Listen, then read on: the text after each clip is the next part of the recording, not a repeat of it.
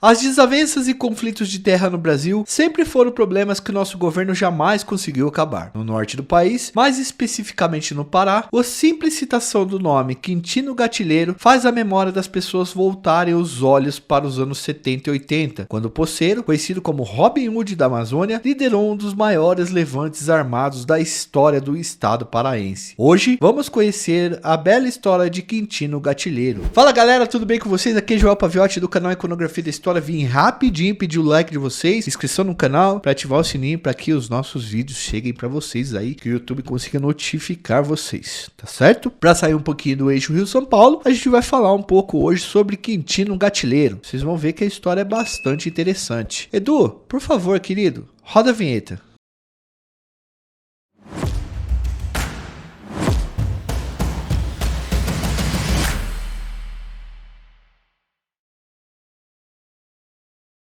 Armando Alves Lira nasceu em Paragominas, município do Pará, e ele era filho de pequenos agricultores. Galera, ao longo dos anos, ele recebeu o apelido de Quintino Gatilheiro, também chamado de Robin Hood da Amazônia. Ele se tornou conhecido por liderar, por meio de uma resistência armada, a luta contra uma grande mineradora durante o período do regime militar, que vai de 1964 a 1985. O nome Gatilheiro veio porque Quintino andava com 2,38 na cinta e era um cara muito bom de tiro. Na época, anos 70, o Pará vivia um conflito de terras arrasador entre indígenas, estado e poceiros. Quintino possuía um pedaço de terra no nordeste do estado do Pará, quando no final dos anos 70, o governador do estado, em conjunto com o governo federal, concedeu essa região onde ficava Quintino para a Sidapar, que é uma companhia de desenvolvimento agropecuário e indústria mineradora do próprio Pará. O direito de explorar aquela área então foi concedido para essa empresa. Para concretizar esse acordo e iniciar a exploração,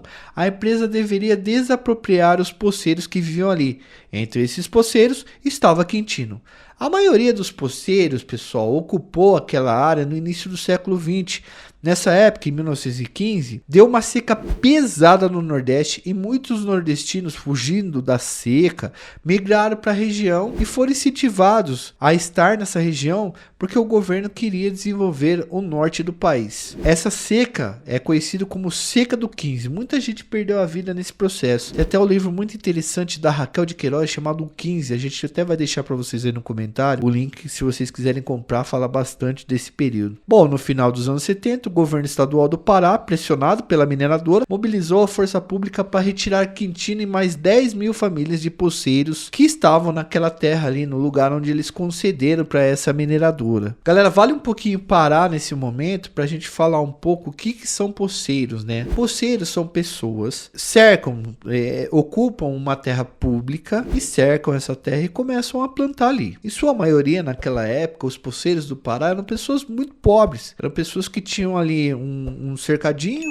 onde eles plantavam ali feijão, plantavam algumas coisas, agricultura familiar. Então nenhum desses poceiros queriam ser expulsos dali. Eles eram ricos, claro, tinha alguns ricos sim, mas outros eram bem pobres, a grande maioria deles inclusive. Então por fim é bom a gente destacar aqui que o poceiro é aquele cara que ocupa uma terra do estado, que é improdutivo, e ele começa a produzir ali no local, e ali vira o único meio de subsistência do cara. Era isso que o Quintino fazia, o cara tinha uma roça. Para resistir à desapropriação, Gatilheiro organizou um grupo armado e entrou em conflito contra as forças policiais do estado e jagunços, que segundo revoltosos eram pagos pela própria empresa. Galera, jagunço é tipo um mercenário pago para defender fazendas ou prestar serviço sujo para fazendeiro ou empresas que atuam na área rural. Muita gente já deve ter ouvido falar esse termo, conhece isso daí de novelas, livros, etc. Então, durante 2 anos, Quintino ajudou a formar milícias armadas dentro da selva amazônica, que ao mesmo tempo que impediam a desapropriação, sabotavam várias instalações da empresa de mineração. Quintino, galera, ficou bastante conhecido conhecido porque ele reunia pequenos grupos de poceiros e ensinava os caras técnicas de guerrilha. Esses poceiros, galera,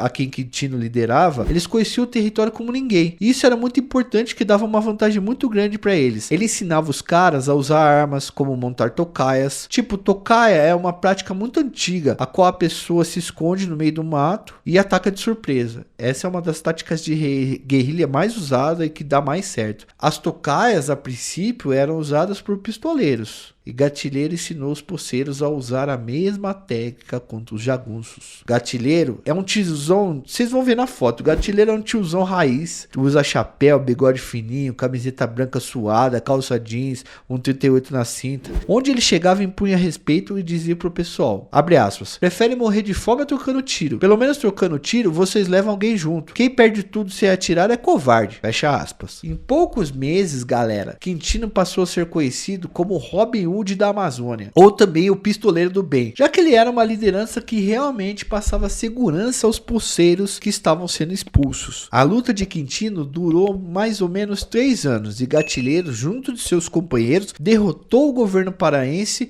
e a grande mineradora, e ele passou a ficar conhecido também como um ativista contra a mineração, e também agiu contra vários fazendeiros e latifundiários que estavam ali na região. Depois de muitas derrotas, a empresa foi obrigada a abandonar o projeto e devolver as terras aos poceiros da região. Porque, galera, Quintino e a sua turma causou tanta perda que depois no fim nem compensava mais para a empresa explorar a região. Era muito trabalho, muito problema. Mesmo com a vitória, Quintino ficou marcado na lista das pessoas que perdem a vida pela questão da terra do Brasil, que é muita gente. A gente poderia fazer uma lista enorme sobre a quantidade de pessoas que perdem a vida nessa treta aí. Quintino chegou a declarar para um jornal que ele se achava maior que Lampião. Vou ler para vocês aqui uma parte, abre aspas. Eu me considero mais que o Lampião, tenho mais tropa que o Lampião, sou mais apoiado, sou mais aplaudido, sou mais querido. Digo que sou melhor do que Lampião porque Lampião chegava numa região, numa área dessas, ele humilhava, ele tirava a roupa de mulher, ele agressava, que seria agredia, né? Pintava os canecos, matava, jogava menino pra cima e aparava na ponta do facão. E eu nada disso já fiz nem desejo fazer algum dia. Onde eu chego,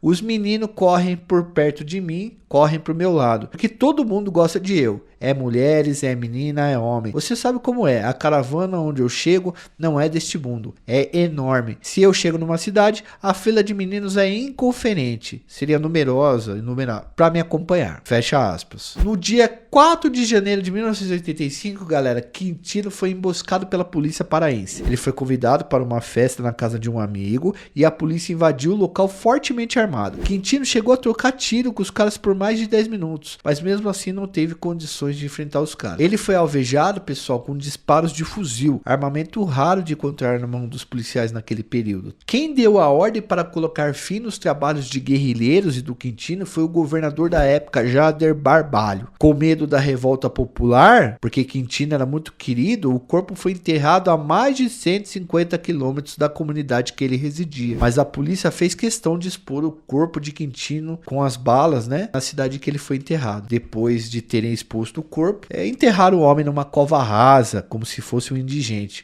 Os poceiros, amigos e aliados de Quintino, inconformados e revoltados com o sepultamento clandestino do amigo e líder, formaram um mutirão, foram todos armados, desenterraram seu cadáver e o carregaram em cortejo por vários povoados ao longo dos 100 e poucos quilômetros. E deram a ele um velório digno, um velório de quem lutou contra grandes latifundiários e empresas mineradoras que, na mão grande, tentaram tirar a posse de homens simples da região do Nordeste paraense. E olha, meu velho, muita gente já foi executada por lá por conta de briga de terra. O barato lá no Pará é muito louco com essas fitas aí. Não só no Pará, em várias regiões do Brasil, vários estados, várias localidades. Seguidores nossos do Pará, comentem aí se vocês já ouviram falar do Quintino Gatilheiro, se ele ainda é lembrado no estado. Não dá pra falar tudo aqui, então a história dos becos aí, a cultura popular de vocês deve saber muito desse cara. Vamos destacar que Tudo que nós dissemos aqui foi retirado de referências que ficarão aí nos primeiros comentários. Temos sempre, gente, a preocupação de fazer uma pesquisa bem aprofundada para levar para vocês os fatos com a maior veracidade possível. Pena que não dá para falar tudo e às vezes a gente erra aqui e tal, mas a gente tenta sempre fazer um bom trabalho. Dizem no Pará, até hoje você só ouve falar mal de Quintino quando conversa com gente rica. Gente humilde enche a boca para falar bem dele. Bom, vamos conferir aí nos comentários. Quem é do Pará pode vir pra gente aqui. Realmente é verdade que o Quintino, o rico fala mal do Quintino e o pobre fala bem? Vamos conferir aí nos comentários que a gente tá lendo quase todos, tá? E aí, galera, vocês gostaram do vídeo? Espero que sim. Aproveitem para visitar a nossa loja virtual. A gente tá vendendo umas camisetas aí, uns bonés, umas canecas que vocês podem nos ajudar. Aproveite também para deixar o seu like, ativar o sininho, fazer a inscrição no nosso canal, compartilhar esse vídeo e, se você puder, fazer parte do nosso clube de membros, assinando o nosso canal por apenas R$ 4,99. Vocês vão poder acompanhar o nosso trabalho muito mais de perto. Produzir gasta tempo e gasta dinheiro. Nós investimos nisso para sempre trazer para vocês o melhor conteúdo sempre. Contem conosco, pessoal. Missão dada é missão cumprida. Forte abraço do seu amigo Joel Paviotti.